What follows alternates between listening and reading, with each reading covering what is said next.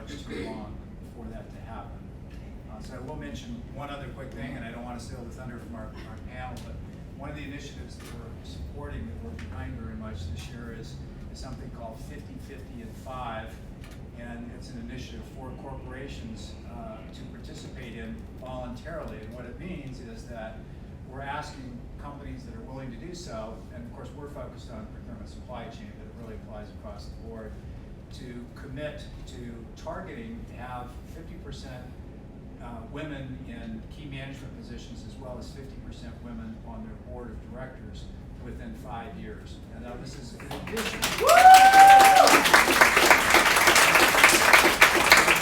actually had a number of companies that said, you know what, I think we're there, I think we qualify, or we're pretty close, and companies want to get there. That's the good news. Without this in place, how many in this room know that there is actually a law in place right now that requires equal pay for men and women? Anybody have a guess as to when that law was signed? Under the law? When that was made a law? Any wild guesses? Take a guess. I get a lot of guesses. 1995. It was 1963. John F. Kennedy signed it into law. So if we have a law that's been in place, a federal law for that long, that requires men and women to get paid the same for doing the same work, then why aren't they getting paid? Women, on the average now, get about 70, in the U.S., get about 76 cents for every dollar that a man gets. I'll tell you the reason is because there are too many loopholes in that law, and essentially, without going into detail, it says that men can get, on an exception basis, paid more than women for doing the same job if certain criteria are in place, as long as those criteria aren't because of sexual differences. In other words, a man can get paid more because he's taller or weighs more or has purple hair, anything but sexual difference. Obviously, there's a lot of holes in that. And the few cases that have gone to court over that, the punishment amounts to a very small fine. So you can see why it's largely ignored. You look at an organization or a country like Iceland now, they've taken their laws and they've closed those loopholes. They have very stiff fines for organizations that don't comply. They have quarterly reporting requirements and all kinds of things. So that's the kind of thing that we'd like to see happen in the U.S. The other thing that I will tell you about this, does anybody know what, I think the date is April 18th, 2019, what the significance of that day is? It's what's called Equal Pay Day. And it means that is how many days in 2019 women had to work to make the same amount of money as their male counterparts did in just 2018. And it worked out that I think it was 92 days. Well, the interesting thing about that is they've already calculated what Equal Pay Day is for 2020, and it's only 2 days later. So if we're only improving by 2 days every year, that means it's going to be 46 years before women see the same pay as men. So I don't know how many of you in this room are planning on working 46 years now, but I'm not. So what that's telling us is we need to do something different. We have lots of programs and initiatives right now, but we need to make something happen that's different and much faster, and that's what this program is about. So that's all I'm going to say. So, thank you so much. Thank you, Michael, for joining us. One other great big thank you for today is going out to Serious Solutions and their entire team. I was here earlier today. They've been working all day in preparation for this event. They opened up this beautiful space for us. They sponsored all of the food so we could all come together at no cost to us. They have a passion for women in procurement and all things supply chain. Can you guys stand up? I know there's several of you in the room.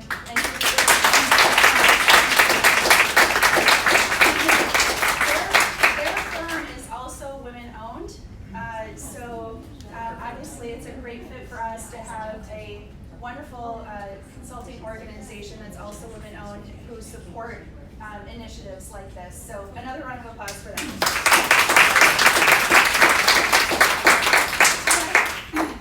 So you guys ready to rock? Yes. All right. So we have this world-class panel today. They have all graciously provided their time to share their insights on a wonderful topic, which is all about branding of ourselves and branding of procurement. So that's what we'll be talking about. We're expecting this to be an interactive session. Yes. yes? So that means you can participate with us just as much as we're participating with you. Does that sound good? Yes. All right, so I'm going to stand up because it's super awkward to sit down because I can't see any of you guys. Is that okay? Yeah. Okay. So Sarah, All right, you're gonna kick it off? kicking it off. All right. I Hello. would like, first question, you first have to introduce yourself. Okay. And then I will go into the question. Does that Okay. sound like a plan? All right. So Okay. Sarah's up first. So, hello Dallas, and thank you to all of our out-of-towners for coming in. I know we have people from New York, Atlanta, all over, and we also live streaming the event, so we have people actually joining us globally. So we've got, I know some people from Australia, Canada, so it'll be fun to interact and get all the questions throughout the night. So again, I'm Sarah Scudder. I am the president of Real Sourcing Network. We also go by RSN.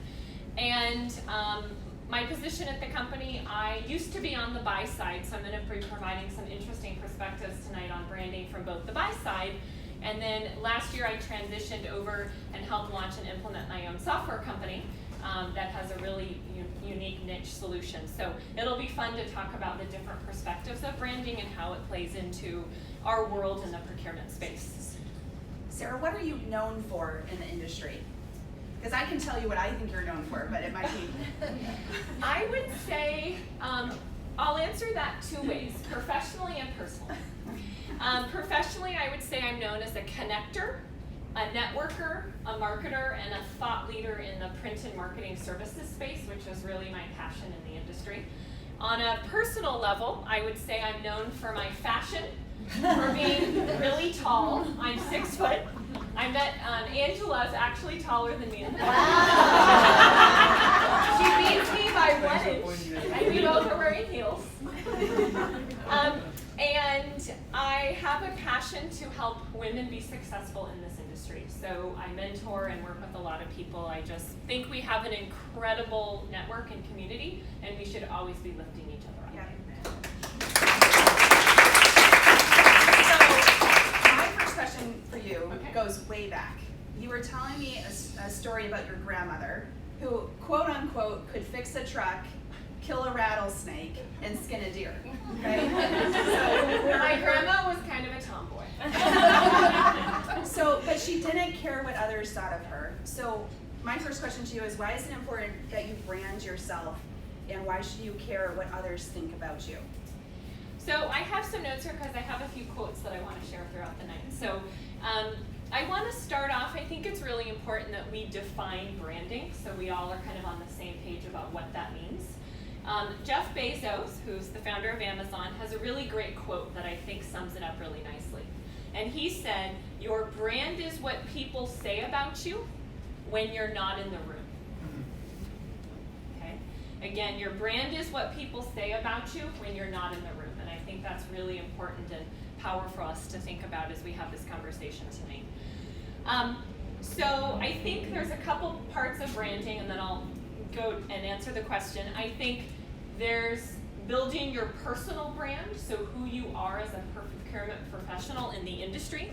So what do you want to be known for as your own unique person? And then the second component is building out a brand for your procurement organization within your company. And I think those are two very distinct, separate things and important to focus on.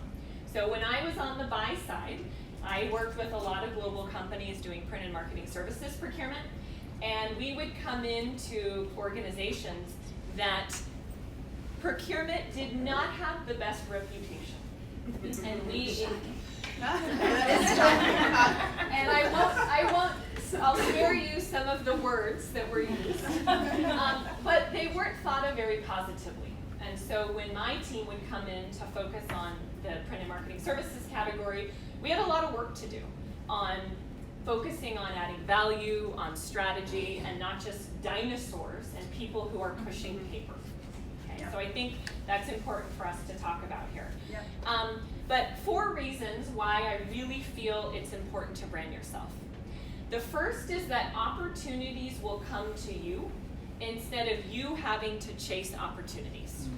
So think about, I'm sure all of us at some point in our careers have been in an environment, a boss, some culture that we did not like. We knew it was not the right fit for us and we wanted to leave the organization. And there are kind of two pools of people. People that are always being sought after. Recruiters are calling them, their friends are offering them jobs. There's all these opportunities that continuously present themselves.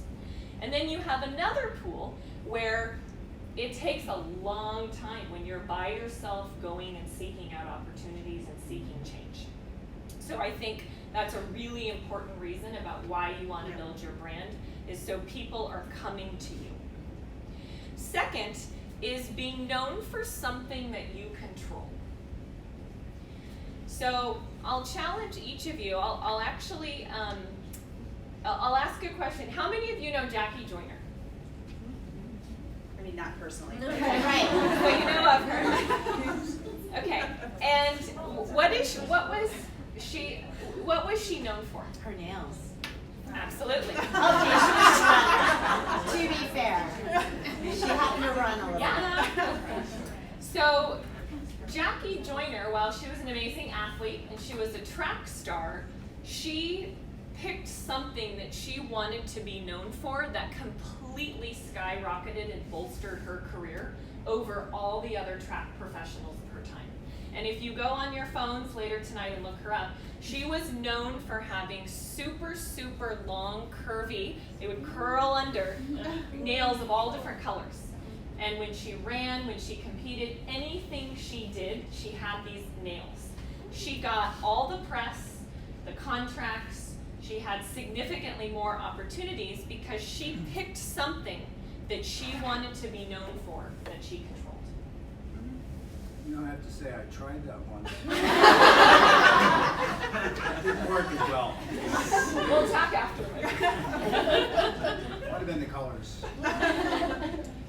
The third reason, while I think it's really, really important to build your personal brand, it allows you to build trust and be very authentic. So question I have for you, how many of you in the room have in the last month gone on Google and Googled yourself? Okay. So something I would challenge all of you to do is go online and Google yourself and see what comes up. And it's important that how you represent yourself and how you're presented online, because I mean, how many of us are not online, right? I mean, we're online all the time. It's the world today.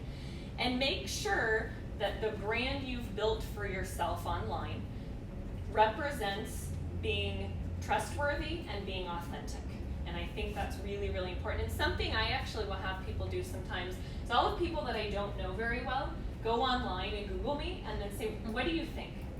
Tell me about this person. What perception do you get? What do they stand for? And actually have other people give you feedback. And that's really, really important and valuable. And then the fourth is it allows you to build credibility. And it's one thing if we come into a room or we're doing a presentation or we're a leader and we're giving advice or feedback.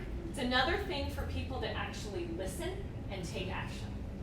So if you build your brand to be known as a thought leader, to be an innovator, to be someone who's really, really credible in the industry, it's more likely that your teams, your colleagues, and the people that you work with are actually going to listen and implement some of the things you suggest. So Sarah, you're not passionate about this topic, are you? Is she passionate about it? No. I mean, come on. That was amazing. Thank you for that. Rachel, you're up next. Awesome. Can you introduce yourself and maybe what you're known for, and then we'll get into the question. And I don't have the kind of notes that I have, so you guys are gonna hopefully, right? This is part of my brand.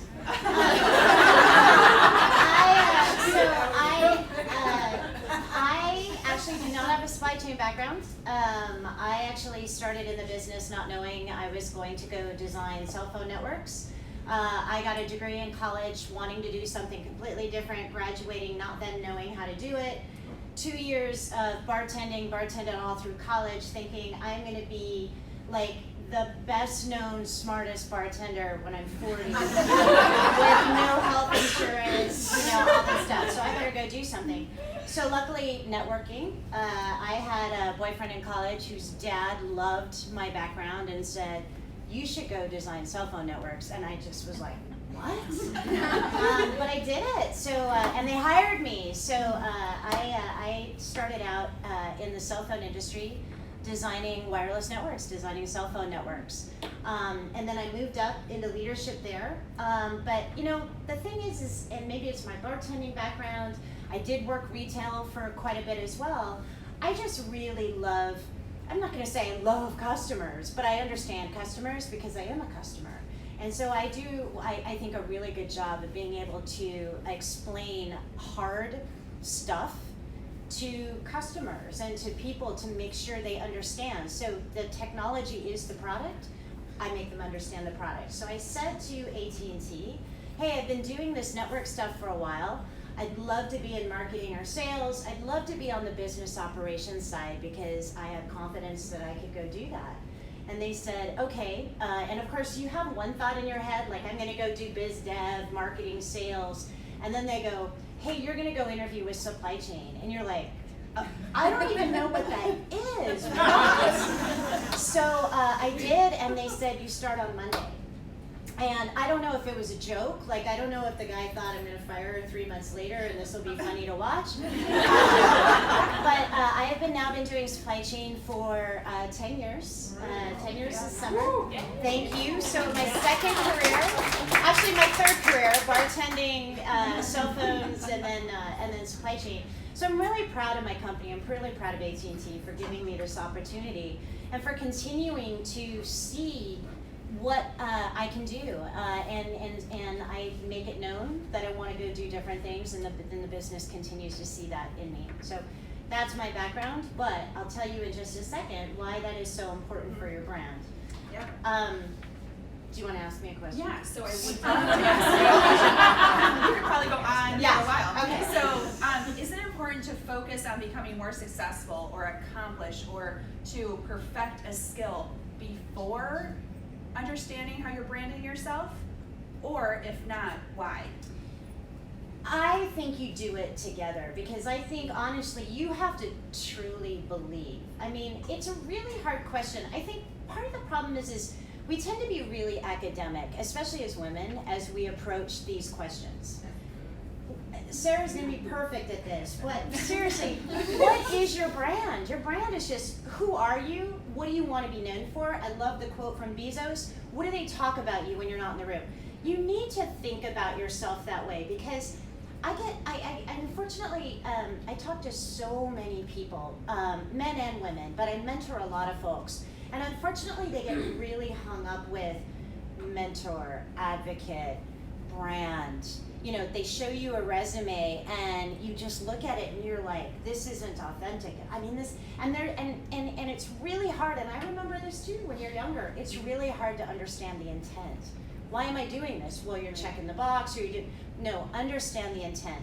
The intent of your brand is to say, who am I? And I want to work towards that. I still work on my brand, and I've now been in the corporate world for 22 years. So it's something that you want to stand for, but it's something you also want to improve, and it's something that you work on with other people. So, you know, my brand is a mix of who I naturally am. I want to be known as being easy to work with, being funny, somebody who people want to work with, because let's face it, we're at work more than anything, so hopefully you want to be with those folks. But I'm also results oriented, and I'm also smart as a whip, and I'm not afraid to say that. And I want to be known for that. At the same time, I also want to be known as a destination leader. I want people to come work with me and for me. I want them to see me as being the place where you're going to have fun, but it's going to lend itself to something. And so your brand changes as well. You know, my brand definitely has changed over the years. When I was an individual contributor, it was, by the way, she's not afraid to be the only woman in the room, because as an engineer, you were the only woman in the room. I loved it.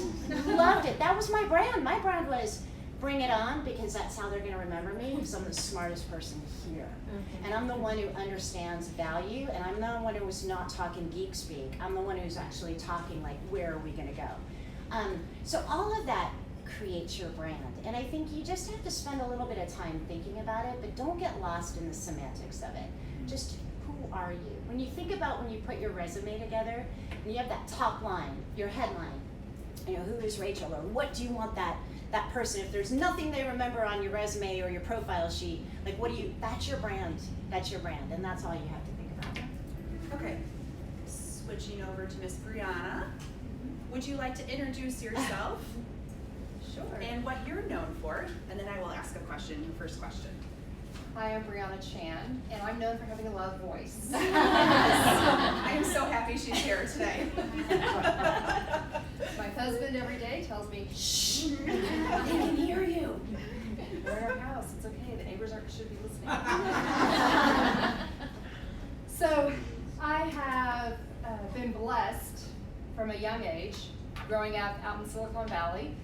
What? The San Francisco. Right?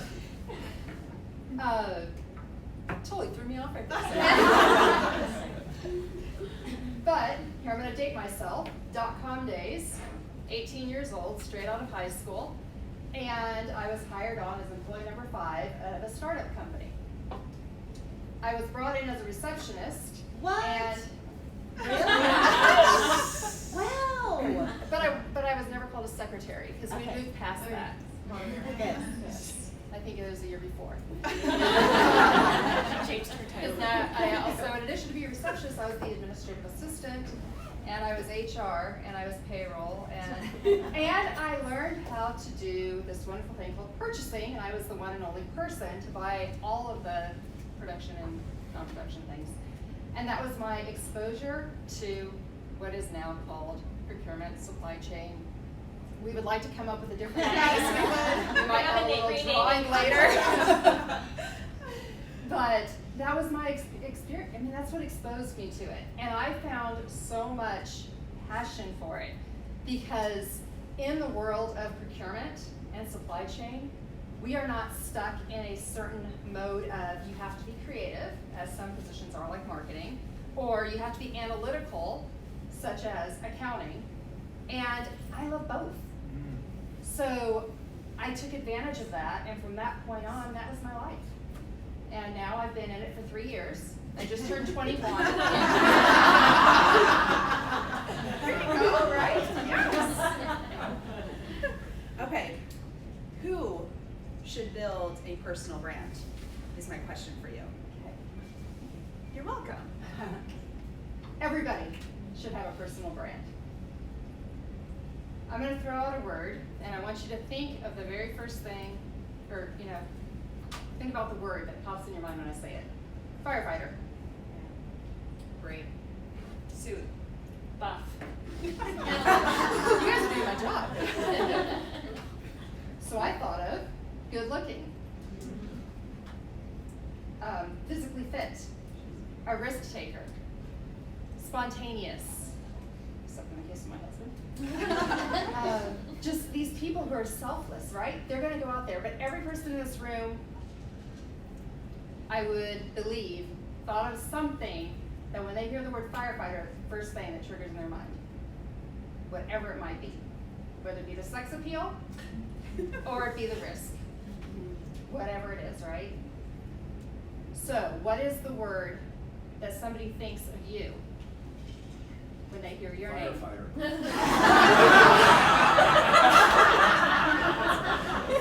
I hope.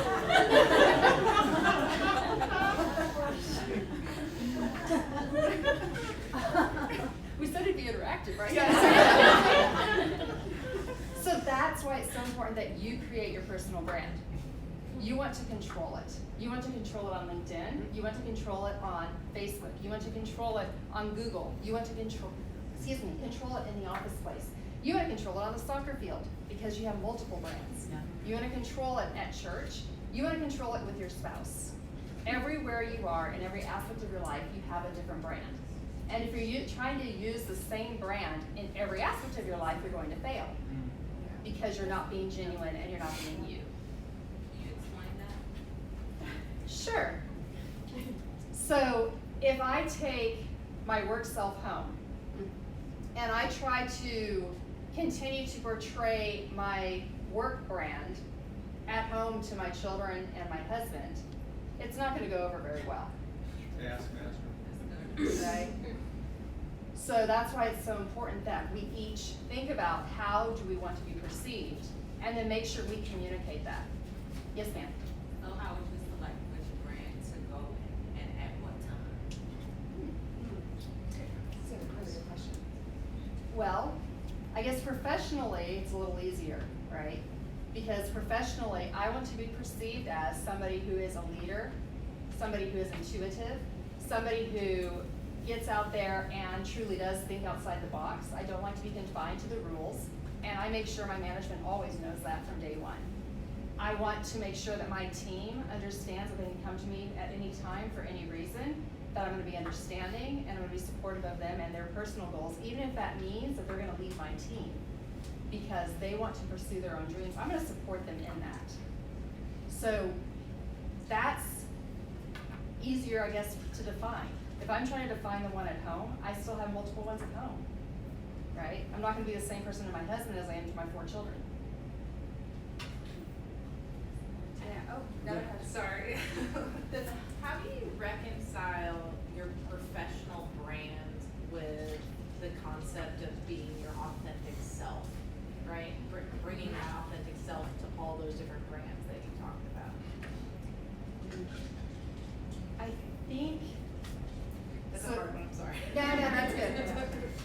When I think the professional one again is somewhat easier for me, and I think it's because the way I was raised, my parents instilled in my sister and me a very strong work ethic, and from the time we were very small, it was, you're going to be honest, you're gonna deal with people with integrity, you're going to, challenge the rules. They gave us the rules, but they expected us to challenge them. And if we didn't challenge them, then they challenged us. And that was from the time we were young. So I think in the workplace, that's one thing. When you move out and you're talking about managing them and still being authentic, if I bring a kind of hard negotiating tactic home or to my children's school, it's just not gonna go over well. So I have to change into more of a kind, gentler, man, that makes it sound bad as a but it's just, I'm going to morph because I don't want my children to feel that they're being dictated to. I want them to have that same challenge that I was given by my parents, but never feel that they don't have a choice. And I'll add on to that as well. For me personally, and you mentioned it earlier, humor is really important to me. I think people take life and themselves too seriously. So if you interact with me personally, professionally, follow me on LinkedIn, I try to be really funny in everything that I do. So while she was talking about kind of compartmentalizing and separating, I think there are some things that are true to who you are no matter what you're doing. Yeah. And laughing and having fun and being funny is important to me, and so I incorporate that into every aspect of my life. Absolutely. I'm jumping ahead a So- little bit. I also wanted to add go for it. a super quick Go comment for it. to your question. I think that as I've actually asked myself that question before. How do you reconcile being your authentic self and then having and then managing a brand? I think that you have to be a keen observer of the environment that you're in, whether that's home, your kid's school, or work, which is really kind of where we're talking about today, and understanding the norms of your environment. And if you can brand the culture that you're operating within, and then understand where your brand kind of adjectives are complementary, those are probably the most successful strengths to sort of lean on within your own brand. I think that's where the best match is, right? And so we all have to navigate our kind of interpersonal being. We're social creatures and we work with others. And so when you're working within a company, your line of business, you just need to navigate to those places, to those adjectives that I think are the most successful match. It doesn't mean that you're inauthentic. It just means that you're a mindful manager of perceptions. So we have Can I just add one more to that? Sure. I actually know the person who asked that question. So I deal with that a lot, and in fact, so I have an executive coach, and he's great. My husband's big worry is we don't need Rachel Robot. And in fact, in fact, we just did a 360 and a lot of the senior leaders said, we want her to be open. She doesn't actually lean in enough. So they're actually worried that, my brand is a little bit too, when they see me being more of a disruptor. But I will tell you what I do work on is, we all have those qualities that maybe we don't think are as great, so like me saying the F word and walking out and dropping the mic at a meeting seems really funny to me, but it's probably not the brand, you know what I mean? Like if I'm a collaborative person, I probably need to think about that more. So I think that's really where you have to think about the authentic self is you can't change who you are, but we all have areas that we know we want to get better at. Stacey, you said it so perfectly, based on the culture as well. What does your culture look at, as being the type 2? If you work in a culture where they want you to be a raving lunatic and make everything feel like, rah, and you're good at that, then do that. But most people don't. So I do think we all have strengths that we want to play up to, and that's part of your brand. And then I think we have weaknesses that you kind of want to tone down.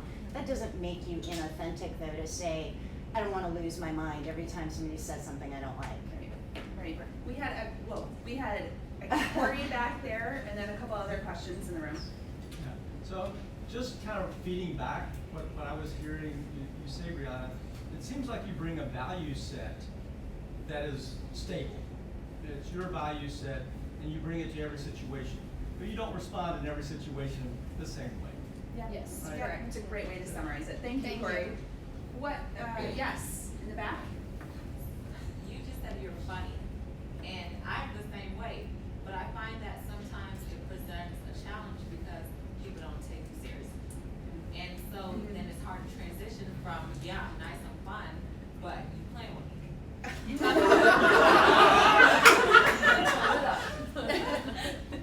So, Did you get the question? yeah. So Sarah, it would be great for you to, and then maybe Karen, since, to get everyone engaged on the panel. So When I was on the buy side, I definitely had to gauge my stakeholders and their appetite for humor and how they liked to interact. And I would definitely make sure maybe I toned it down sometimes. While I was still the funny person that I am, I was more careful with some people than others. And now, in the startup world, anything goes. My team over here is fingerprint, so I'm in a different environment now where we're very open and can kind of really be our true selves.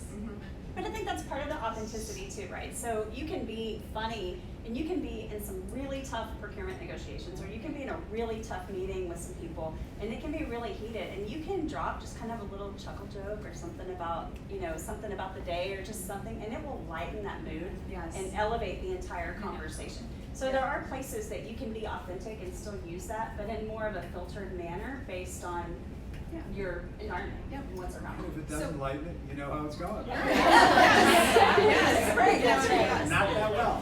So Karen, can you introduce yourself and tell us a little bit more about your brand and what you're known for? Absolutely. So Karen Sanchez. I am known for being a subject matter expert in IT strategic sourcing.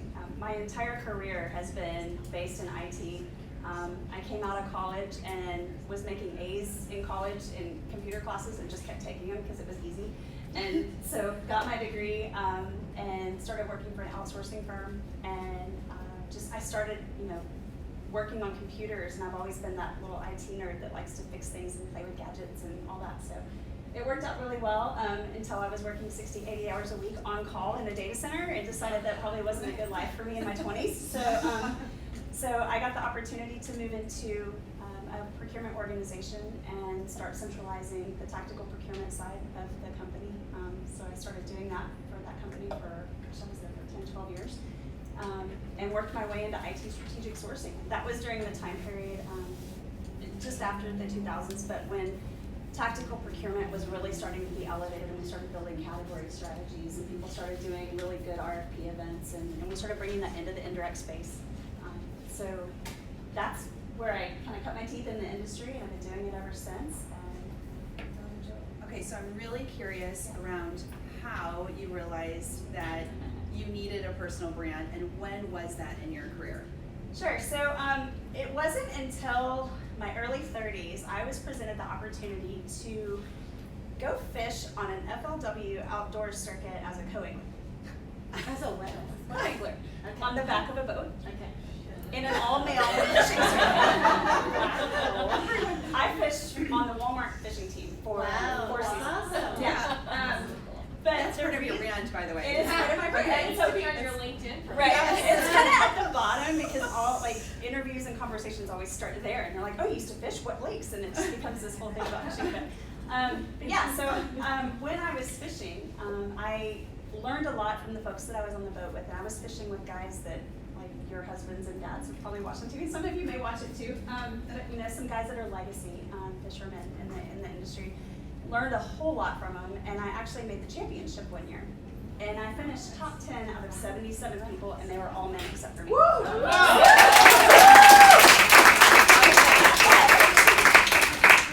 that, during that time period in my life, it was really, I had never really seen the marketing side of business and of industry. And so you really get a good behind the scenes on marketing and creating a brand and the importance of how you're seen, whether that's the nails. In my case, I wore a skirt on the boat, and I caught so much flack from the guys for wearing these skirts.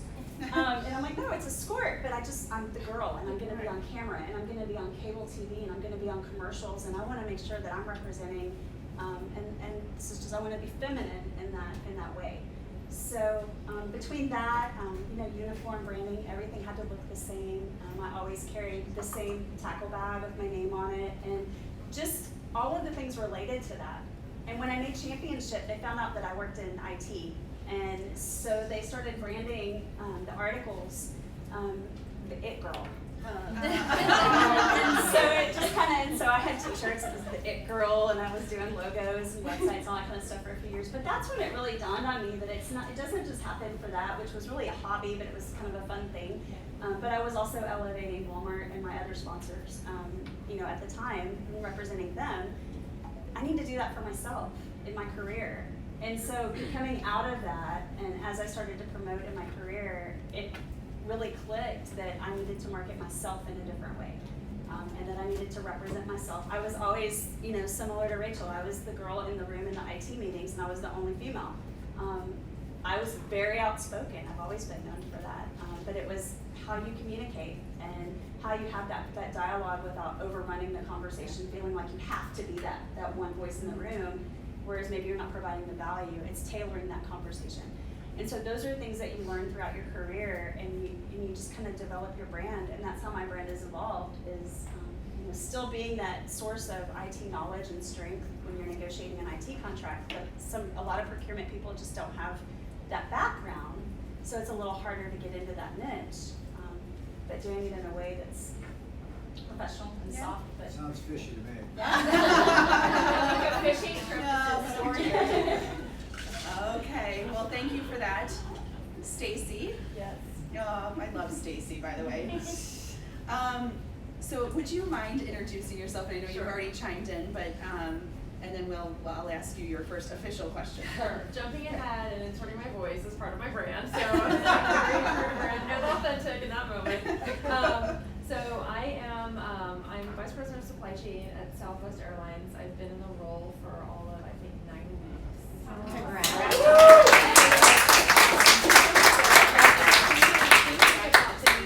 In a fresh way right now, it's very top of mind. What leader do I want to be? How do I need the broader department to perceive me? All of this is just really, really relevant. So when this opportunity came up, I think I was probably like 2 weeks into the role when you reached out. Yes. I was like, oh, this is super relevant. So I think what I'm known for is I'm very intellectually curious. I just want to make things better. In corporations, there are structures and silos and norms and assumptions that are just rife with opportunities to be investigated, to be looked at, and I just think that does nothing but present opportunities to do a few things. Make stuff better. Just at the end of every day, I'm like, if I had an opportunity to improve something, something that is just the biggest win.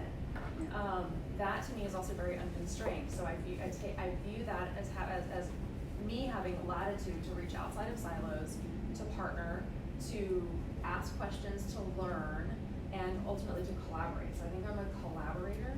I think people need to be drawn together, and I think things can be made better. And then, like you said, we spend most of our life with that work, right? I mean, like that's the bulk of our day. So if you can't make a positive impact, and if you can't make your business better and people's lives better, it's sort of like why are we all doing it? So that's actually what really gives me energy, and I'm able to have a high level of energy, and I'm able to maintain that for a really long time. I can be really dedicated to a cause for really extended durations. And so I just want to partner, be creative, make stuff better, improve it, and I apply that liberally and broadly, and just try to engage, just be engaged. So I will tell a story about Stacy. So in a promotion for this event, we posted a brief blurb about what Stacy is known for, and it was all of what she just mentioned. But what was amazing to me was how many people responded with comments agreeing to it. Wow. Which means that this girl's rocking her brand, because it was just like from around the world, people were commenting about how wonderful you are. So it was great. So question, and you're living this right now. Yeah. So what is your best career advice around developing what you're known for, especially in a new role? Sure. Yeah. So I will go back, and I didn't actually make the connection, but I think it's it kind of goes back to what I said earlier. First of all, know what makes you happy. You know, at the end of the day, like there are things that make each of us tick, and they are unique to us, and they are unique to the environment that we operate in. So just take a little time, be introspective, and think about what brings you joy.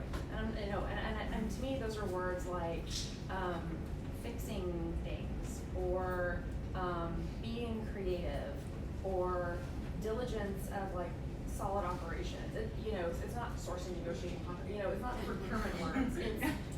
It's broader than that. And so know what makes you happy. Think about it, and then and kind of delve into that. Know what others think of you, and if you don't know what others think of you, go ask and find out. Don't make assumptions. Everyone can find a truth teller. Sometimes you have to ask a few people because it's a thing that kind of makes people uncomfortable. And when you know what others think of you, and I'm thinking the good and the bad, again, we all have strengths, we all have weakness. It's folly to believe that, every one of us are nothing but pure amazing. Every single person in this room has stuff that they want to work on or improve. Know the good and the bad.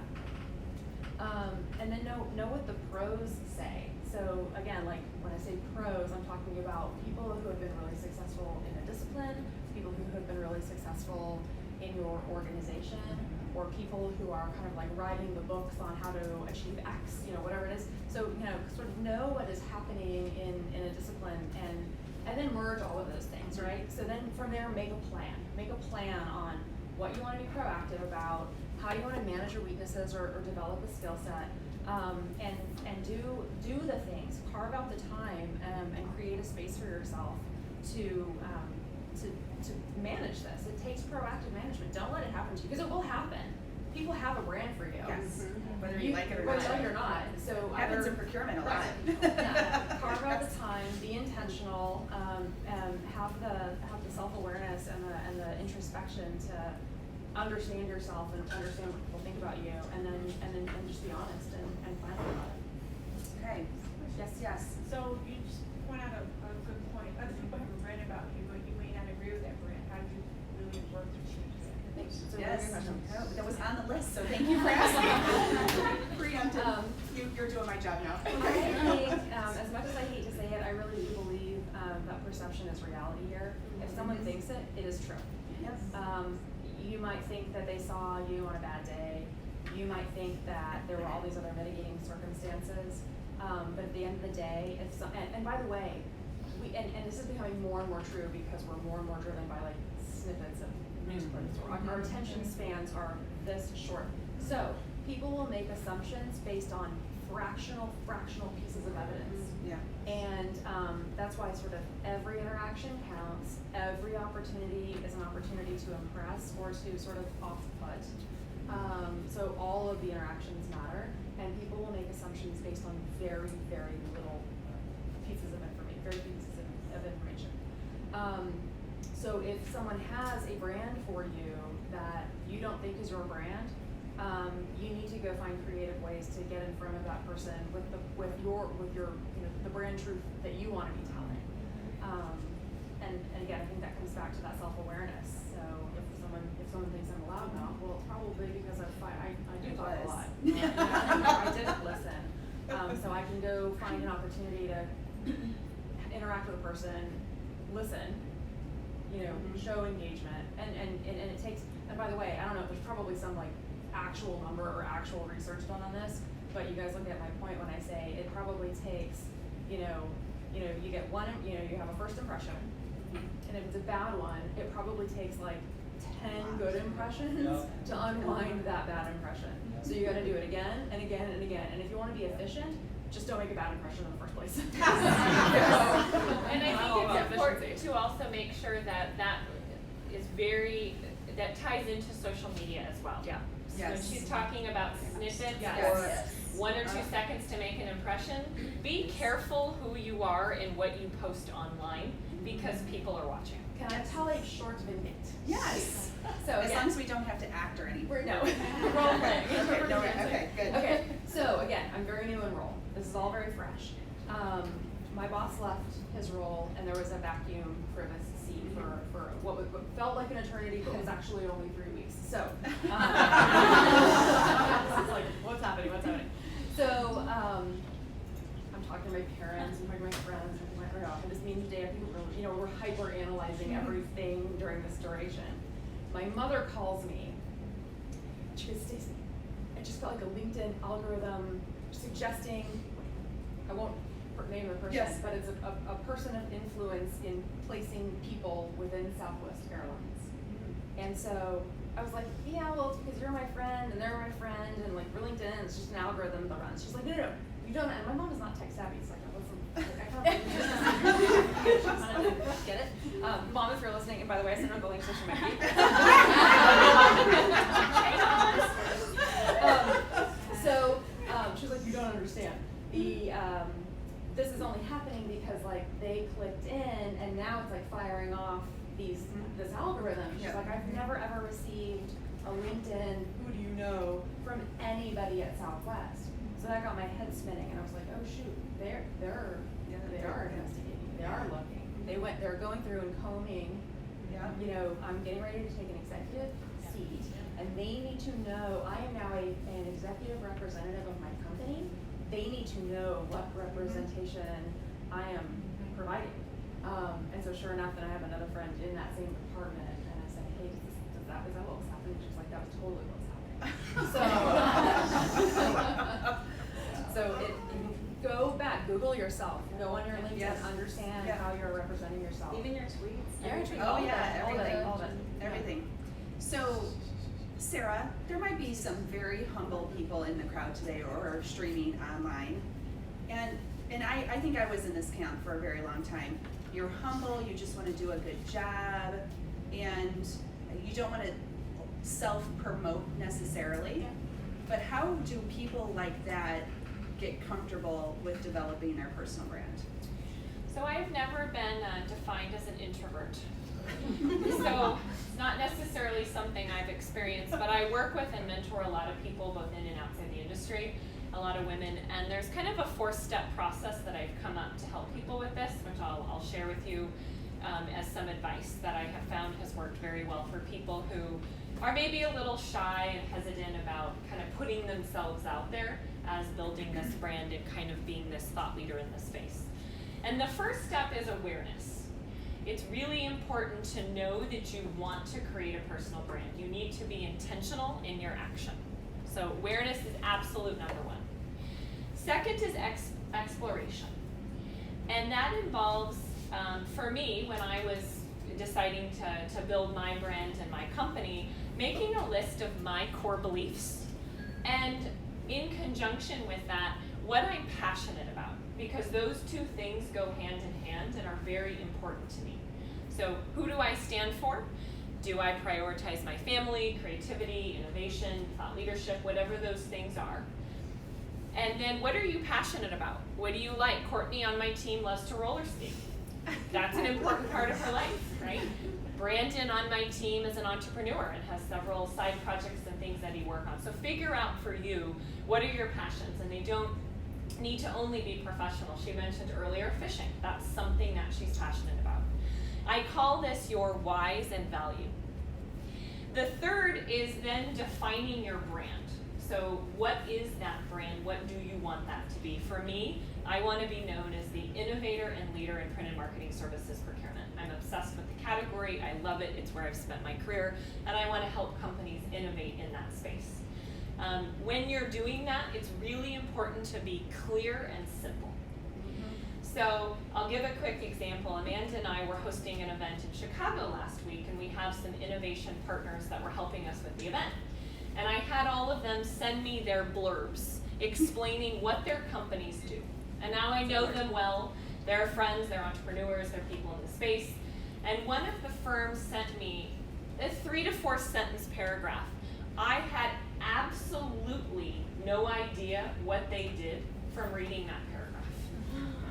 And I emailed them back and said, I know what you do, and I could explain what you do in 1 sentence or less, but your blurb, your infomercial, your brand is not clear. So I said, can you guys rewrite this? Right? I want to make sure that you're well represented and that people understand what you do. And then the fourth step is developing a marketing plan. And I know this might sound really scary and overwhelming to people, right? Marketing can be kind of a scary thing. But what good is having a brand if nobody knows what your brand is? Yep. So you have to market yourself. And this does not mean you need to be an obnoxious person and go on American Idol or go on a reality TV show, but it's making a conscious effort and a strategy to market yourself, where there are incredible tools today. LinkedIn is the most amazing marketing engine you could ever encounter. It's free. There's so many things you can do just engaging and building your brand online, and then building a strategy internally within the company.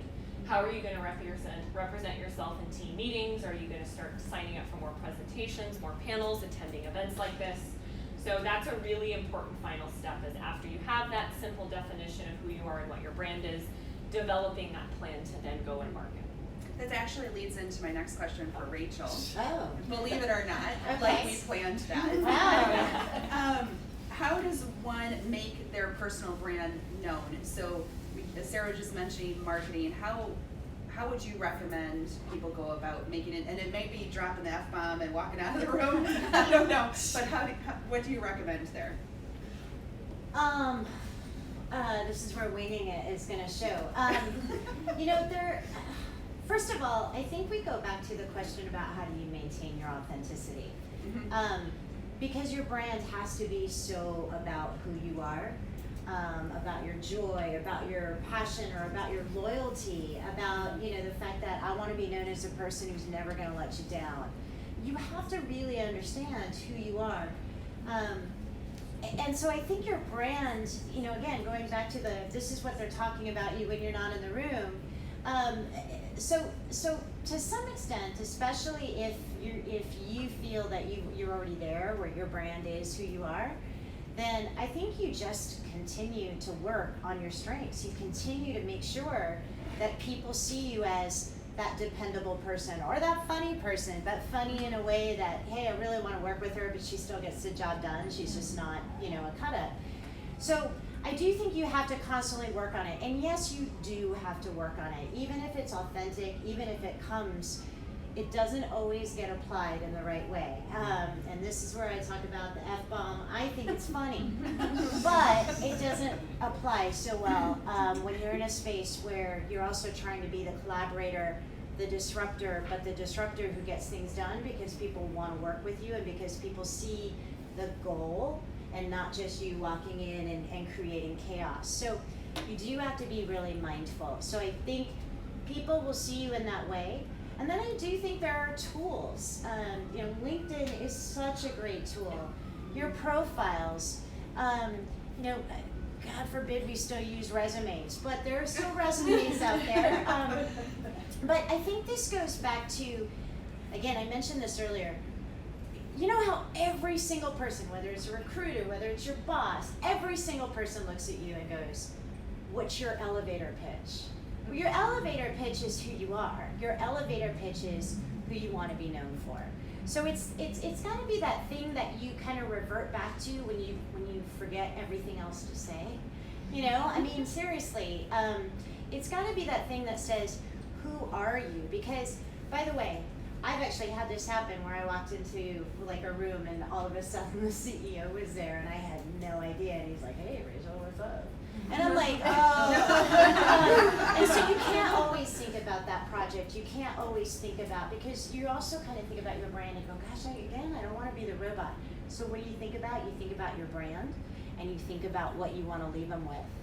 And so that's not even just always your soliloquy, if you will. It could also just be enforcing your brand, meaning if my brand is I'm loyal to the company and I'm results oriented and I'm fun to be around, then you leave them with examples of all three of those, then they know your brand. I actually have a question from the live chat. Stephanie asked, she asked Sarah, but I'll just leave it open for everybody. She said, do you think women have to manage their brand differently than men? That's a really Hello good from question. Canada, Stephanie. Hi,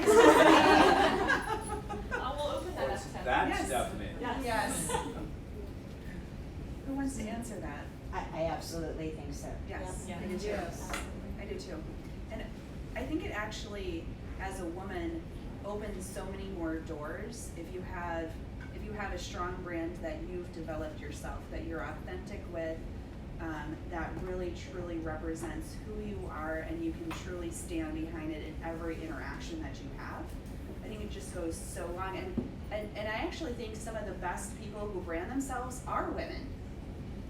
If I think about all the people that I know, some of the best people that know how to brand themselves, in my career at least, have been women. So it can definitely go a very, very long way. But I don't know if you guys have any other But comments. I also feel like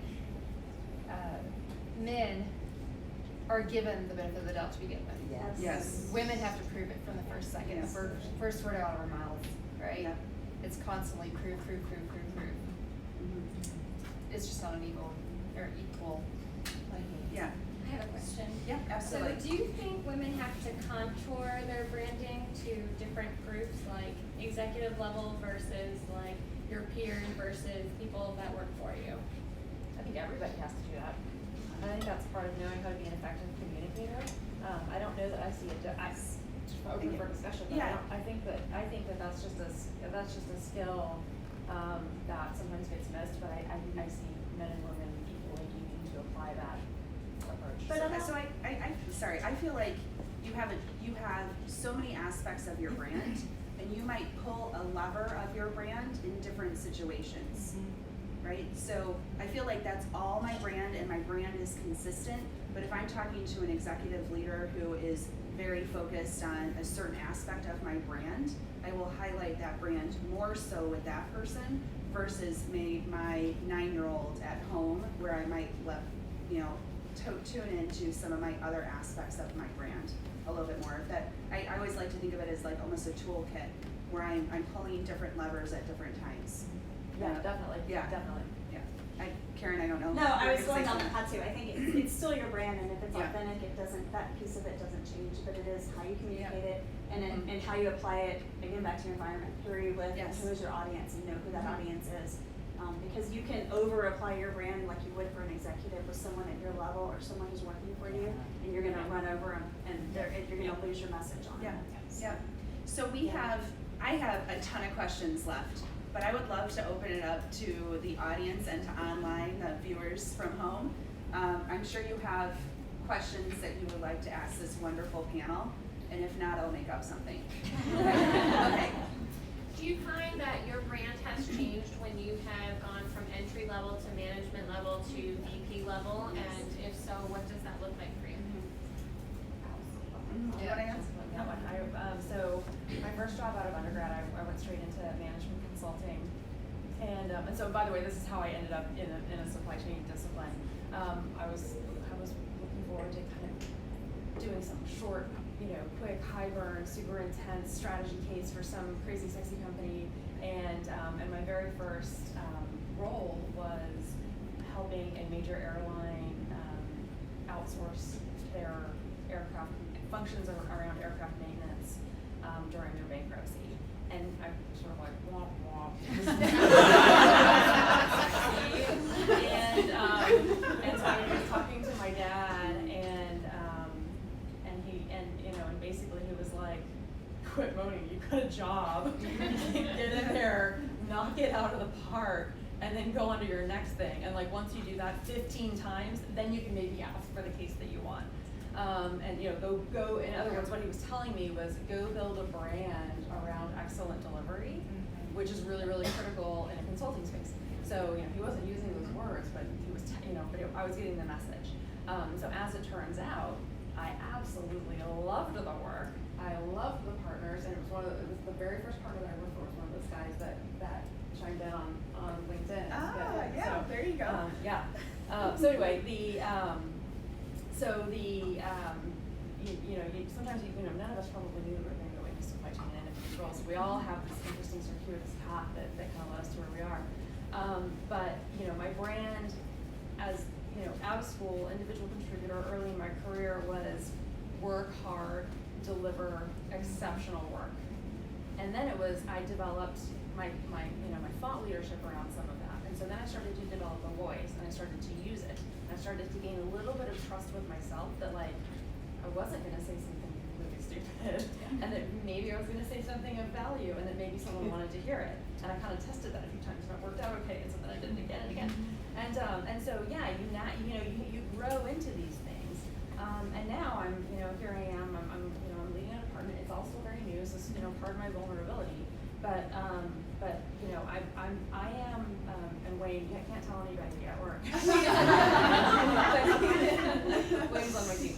And so I'm testing different modes of operating now that I'm in this new space, and I have my team just 10x, right? I have a team that is now, 2 months ago, it was literally now 10 times the size it was. And so I'm testing different modes of engagement and leadership and the way I use my voice, and seeing kind of what seems to work, what resonates. And the cool thing about being a human and surviving every day is that tomorrow you get to try a new experiment. Yes. So if something doesn't work, observe it and then try something else tomorrow. Thank you. Okay, that was awesome, by the way. We have one more question and time for only one more question, so go ahead. And I love hearing you tell that story, right? I worked for failed SMLs, and I'm like, I really don't want to be known as the person that manages failed SMLs. Thank you for saying that. But it's important to think about reinventing yourself too, right? Yeah. Especially the world changes. It's changed so many times in my working career, and I just keep thinking. You mentioned .com. I remember I was in management consulting at the time. We all woke up and said, "Oh my God, when did we become a B2B company? When did this change?" And so I think it's important. You guys haven't talked about that too much, but I'm kind of hearing it a little bit in each of your stories, how the reinventing of yourself really has to flow through that thread, all the time, because the world changes around us, right? Yes. You can't just do something the same. Staying current, staying relevant. Yeah, Yeah. So absolutely. I just love your perspective. Yeah. If there's time for a quick perspective. Well, if you don't, Go ahead. if you think about it, a company like Amazon, right? They started out with taking over the book industry online, and now what are they? Everything, right?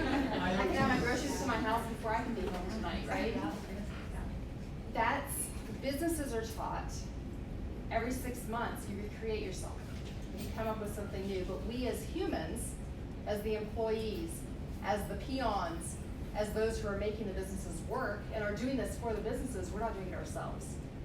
And that is, like you're saying, it is so crucial, because if I don't sit here today and think about what do I want to be in 6 months, where do I want to be in a year, and then in 6 months reassess and make sure that as I'm doing that assessment, I'm also keeping in mind, okay, what has changed about me and who am I? Because I'm going to change between today and tomorrow. And I need to make sure that when I'm branding myself and when I'm portraying to others is clearly communicated, again, across every aspect of my life. And I'll add on to that. I have a strong sales and marketing background, and I think companies invest, and I'm generalizing, but a lot of time and resources in constantly training and educating sales and marketing teams. It's part of the process, it's part of the culture. If you're brought on in a mid to large size organization, you're going to be put through typically some sort of program, and it's ongoing. Procurement, not so much. You get into procurement or sourcing, and there is almost often no training on marketing or branding or personal development for yourself. And so I challenge each of you to leverage the amazing network that you have and the online resources and sign up for some courses.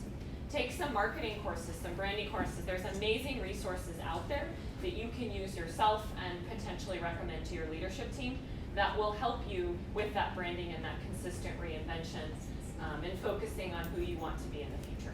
And I'll add really quick, I know we're trying to close. Go for it. So we didn't talk much about branding on teams, but if you manage a team, you can do that for them as well. Help them find opportunities and push that to your teams. And a lot of times there's budget constraints, there's time, there's all of those types of issues. If you can find places where someone can speak on a panel or where they can use your supply base and see if they're hosting anything, use those opportunities to help your teams brand themselves as well. All right, with that said, I would love if we could give a round of applause to all these So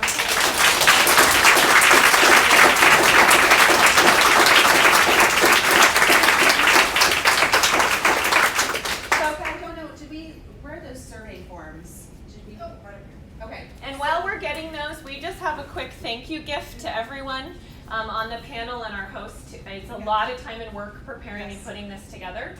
So on behalf of our team and the entire community here and Michael's group, we wanted to thank all of you. So we got a little gift. Thank you. So on your way out, if you could, we're going to be passing around a survey form because this is our first event like this.